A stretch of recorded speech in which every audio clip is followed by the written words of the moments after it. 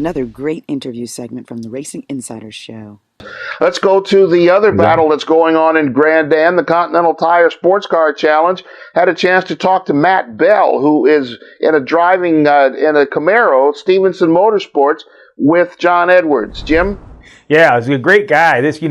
John Edwards is one of my heroes, teammates with him a few years ago at RDR, and kid is fast, really fast. And you got a co-driver in this Camaro that's turning equal lap times at most tracks. Pretty impressive. Here's my piece with Mr. Bell.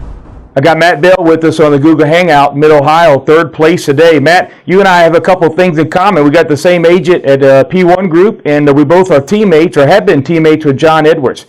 So fill in our fans. You guys had a great win holding off Andy Lally down in Atlanta. To me, it looked like that was a turning point for the points championship. On the podium this week, which is wonderful. What would you need to do to get that car in the top spot this weekend?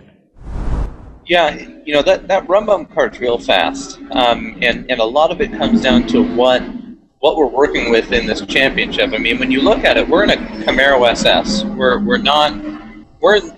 just a standard kind of a hot rod style car. It's not a car that was really ever made to go road racing. The 13 car is the Porsche.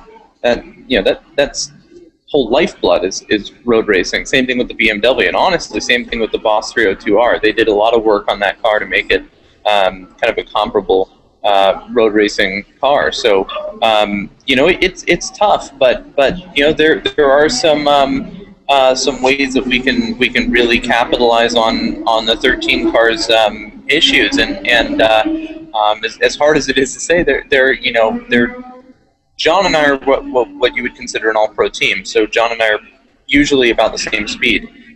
We can use that because there is a speed difference between Matt Plum and Nick Longi sometimes. So if we push a little bit harder early, if we have the car set up to do it, that's really how we're going to win these races, is by having me push harder, get ahead of him early, and then let John just play defense once he's in the car.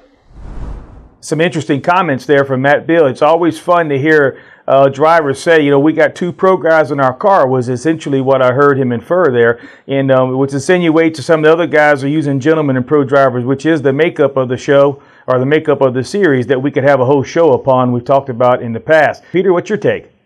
Well, I got to agree with you that it's impressive that Bell's as fast as John Edwards, because John Edwards is one of the fastest guys in GS or in the Grand Am GT. The other thing is, I got to tell you, they've got tough competition with that run bump Porsche, because Joe Vardy is the smartest guy in the Continental paddock. I can tell you that right now. Nobody knows what he's up to. He's like the magician. Now you see me, now you don't.